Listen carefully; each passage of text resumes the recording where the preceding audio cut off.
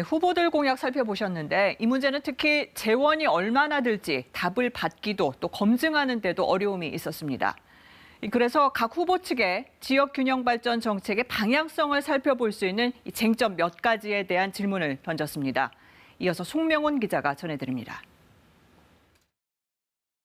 먼저 공공기관 추가 이전에 대해 찬반을 물었습니다. 안철수 후보는 신중, 다른 후보들은 찬성이었습니다. 다만 찬성 사이에도 강도의 차이는 있습니다. 윤석열 후보는 조건부로 100여 곳 이전을 언급했고 이재명, 심상정 후보는 반드시 추진을 강조했습니다. 각각 200여 곳, 300곳 이전을 주장한 바 있습니다.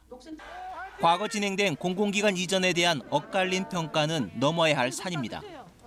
공공기관을 옮겨 만든 10개 혁신도시, 목표 인구를 채우지 못했고 가족과 함께 이주한 공공기관 직원은 67% 수준입니다.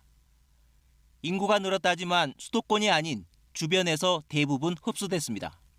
마치 도시건설 게임을 하듯이 아무것도 없는 지역에 아파트 짓고 공공기관 짓고 해서 사람들을 내려보내고 그랬었는데 과연 그 기획이 얼마나 성공했는가에 대해서도 좀 비판적으로 성찰을 해봐야 될 필요가 있고. 이번엔 격차 해소의 핵심 요소인 교육. 그중에서도 가장 상징적인 서울대 이전 논쟁에 대해 물었습니다. 네 후보 모두 사실상 반대 의견.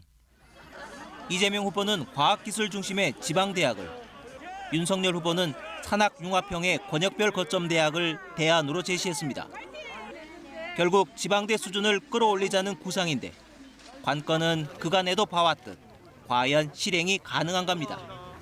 지역산업과 이제 연계하는 이제 특화하는 학과를 만드는 것이 과연 그렇다면 전제되어야 할 것은 지역산업이죠.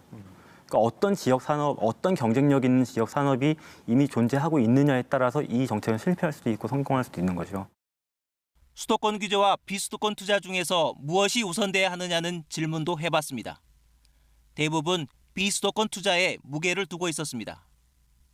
공공기관 등의 지역인재 의무 채용을 확대하는 데 대한 질의에서는 후보들 입장이 엇갈렸습니다. KBS와 공약을 함께 분석한 한국정당학회 자문단은 후보 모두가 분권을 말하지만 구체성은 부족하다고 총평했습니다. 어떤 권한들을 어떤 타임테이블에 맞춰서 옮겨갈 것인지, 세금과 관련해서 어떤 세금들에 있어서는 지방정부가 직접적으로 활용할 수 있는 그런 권한을 부여를 할 것인지, 그런 부분들이 조금 더 이제 심도 있게 논의가 됐으면, 고민이 되었으면 좋겠다라는 생각을 해보게 됩니다.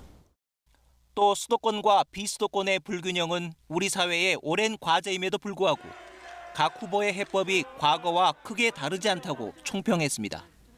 KBS 뉴스 송명훈입니다.